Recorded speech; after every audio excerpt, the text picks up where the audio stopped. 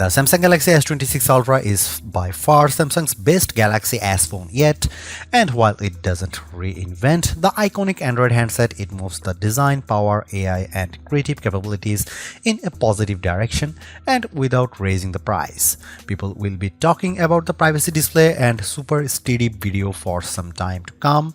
Sure, there might be too many AI options on board, but overall the S26 Ultra is a winner and easily one of the best smartphones of the year. Nowadays, smartphone changes can usually be measured in millimeters and gram fractions. The era of sweeping hardware redesigns is all but done. Most of the updates we see seem to be in material swaps and growing and shrinking camera array plateaus. That's not a bad thing, certainly not judging by the Samsung Galaxy S26 Ultra I hold in my hand. It's eminently familiar but also stunningly powerful and aesthetically sublime, even without last year's titanium. It's not a perfect Android phone, but easily one of the best I have ever used or tested. It's the full package. A relatively slim and light big screen mobile communicator, and a powerful pocket computer that, with its hidden S Pen, can even excite creative types of compulsive note-takers. Samsung gets away with not changing much by still delivering on all the promises of a great flagship phone. It has excellent cameras, easily the best of not just the S26 lineup, but all recent Galaxy phones. It has the fastest chip, even thanks to a bit of customization from Qualcomm, outdoing the Snapdragon 8 Elite Gen 5 you might find on other Android phones. The S26 Ultra hides a pair of truly remarkable features that are not evident at first glance, but will surely be the most talked about updates for some time to come. One is the privacy display, a true bit of display hardware innovation that has no equivalent on any other modern smartphone. Then there is the built-in gimbal. Strike that, it's not really a gimbal, just a wild bit of hardware and software engineering that lets you turn your camera up to 360 degrees while keeping the footage perfectly labeled. It's a handset overstuffed with AI possibilities, adding this time Perplexity to Bixby and upping the creative and assistive capabilities of Galaxy AI. Google uses the S26 Ultra to give us a sneak preview of the agentic possibilities soon arriving on Pixels and all other supporting Android phones. The list of AI abilities is long, overwhelming, and perhaps too much. It's not a weakness per se, but I still don't know why one phone has so many. But then you also might wonder why the iPhone 17 Pro Max still has so few. Samsung backs up the power and performance of this smartphone with way better heat and power management and excellent battery life. And to top it all off, it's still $1,299 US. That's not affordable, but it is the same price as last year, which is more than can be said for the Galaxy S26 and S26 Plus. There is not enough here to trade in your still wonderful S25 Ultra, but it would be a big leap from, say, the S23 Ultra or anything earlier, and will undoubtedly end up atop our best Android phones buying guide. Samsung unveiled the Galaxy S26 Ultra along with the S26 Plus and S26 on February 25 as part of its Unpacked event. It ships on March 11, 2026.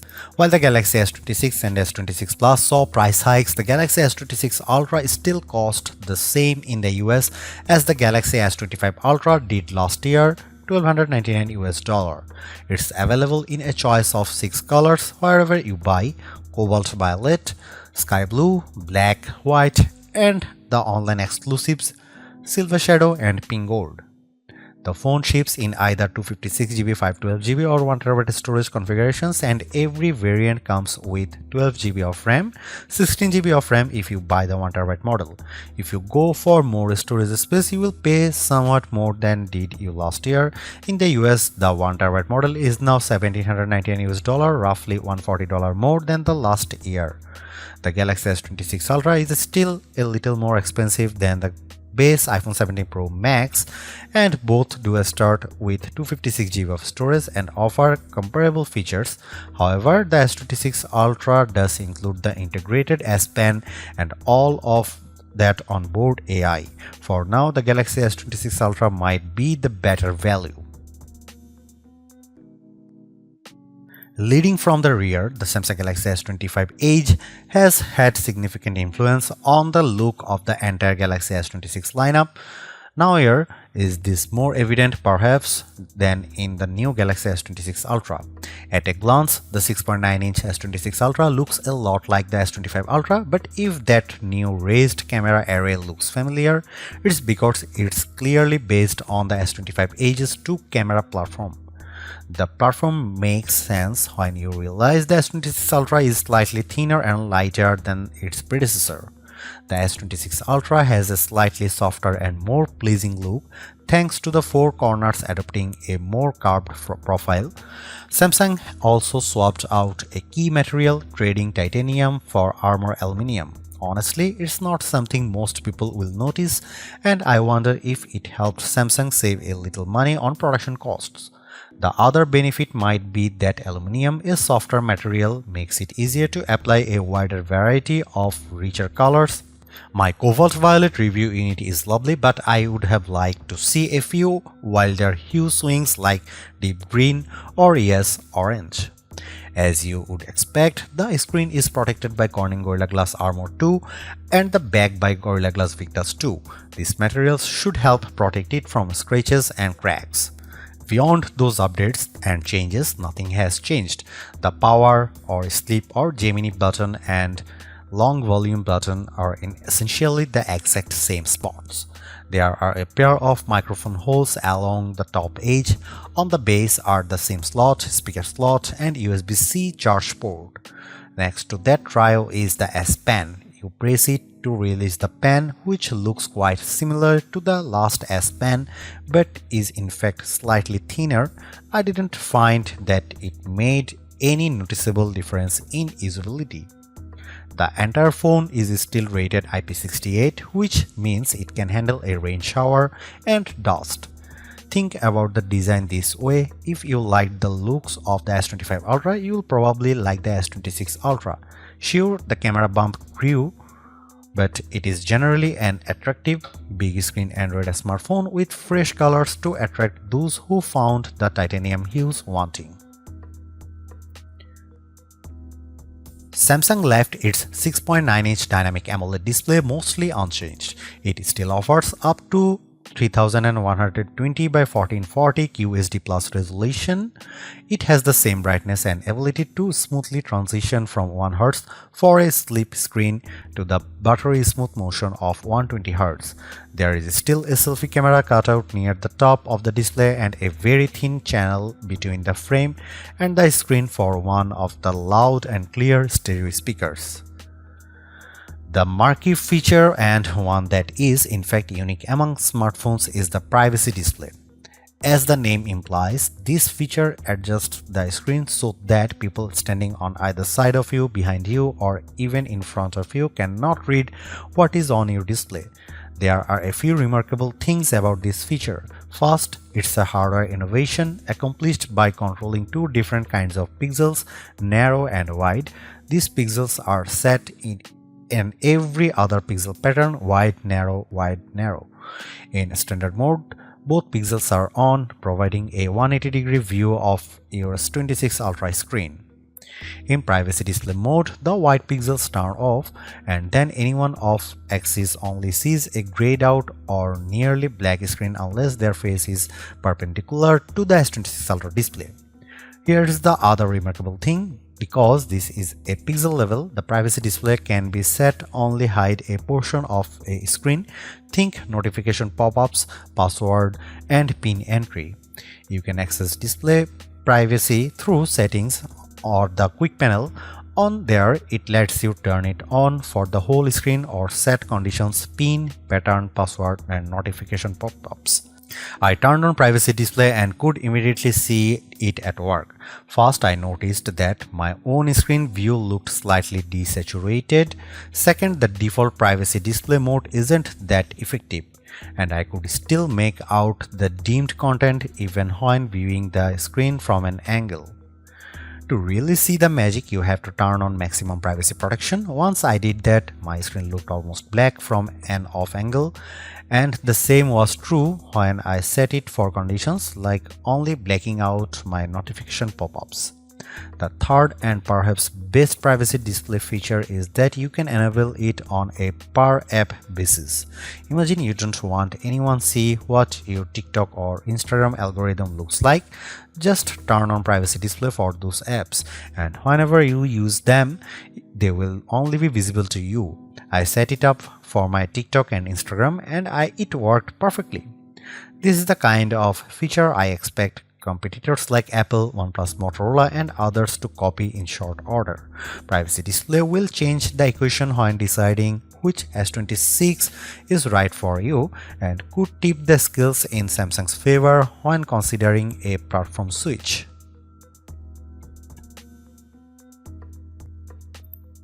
Direct comparisons of the Samsung Galaxy S26 Ultra with, say, Apple's iPhone 17 Pro Max don't entirely make sense. After all, only one of them has shipped with an integrated S Pen since the Galaxy S22 Ultra. As an amateur artist, I love having the S Pen always on hand, perfectly hidden inside a powerful Android 16 smartphone. The latest S Pen looks a lot like the last one, but it is slightly thinner, and the back end is now curved to match the curve of its S26 Ultra housing. In use, this S Pen is just as useful as its predecessors. It's a great implement for note-taking, marking up images, creating rough sketches for AI image generation, and making art. It recognizes pressure and orientation. There is even a button on the side that in the Sketchbook app gives you instant access to an eraser. The S26 Ultra is also aware of the S Pen, and if it's been outside the phone and not used for a while, the phone will ask you if you have your S Pen.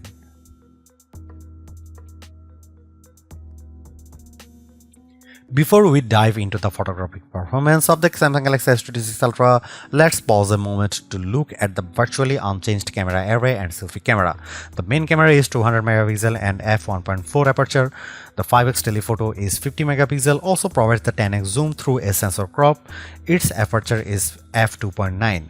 The 3x optical lens is 10 megapixel f2.4 aperture.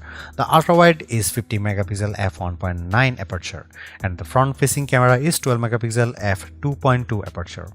What's not evident there are two significant changes on the 200 megapixel main camera and 10 megapixel 5x optical zoom. Both camera features wider apertures, which allows them to capture more light and makes them more effective in low light situations. In practice, this is an excellent set of lenses, and based on megapixels, they all beat the iPhone 17 Pro Max's 48 megapixel lenses. However, even on the 200 megapixel camera, you will be default to shooting at a pixel binding 12 megapixel. The iPhone 17 Pro Max defaults to shooting at 24 megapixel. I shot photos using all the cameras, often capturing the exact same image with the Galaxy S25 Ultra and iPhone 17 Pro Max. All of these phones offer excellent cameras, and I found the image quality generally excellent. If anything, the S26 Ultra appears to have pulled even with the iPhone 17 Pro Max in most photo scenarios. Samsung told me that their image processing now allows the phone to understand the native noise signature of each lens and adjust accordingly. What this means is my photo results are clearer and cleaner. Between that, the larger apertures and low light photography, especially nighttime photography, shows a significant improvement. I noticed far less graininess in my star photography. Here are some camera samples of the new Samsung Galaxy S26 Ultra.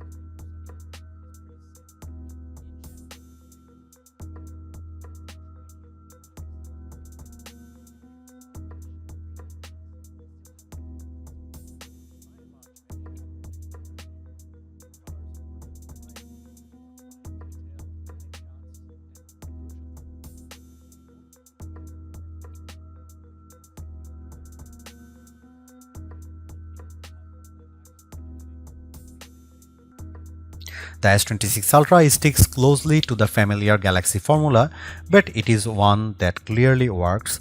Performance is blazing, Samsung's software ecosystem is extensive, and photography largely keeps pace with the Western competition.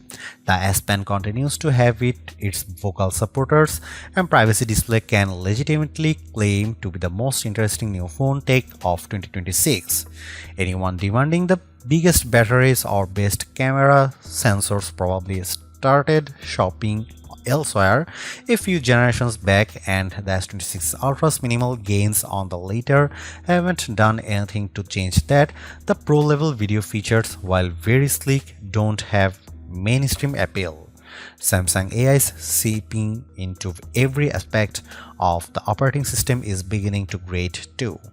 But there's safety in what you know, and a lot of people have a Samsung phone in their pocket already. Spec snobs may not like it, but this is almost certainly the flagship Android phone for the majority of US and European buyers.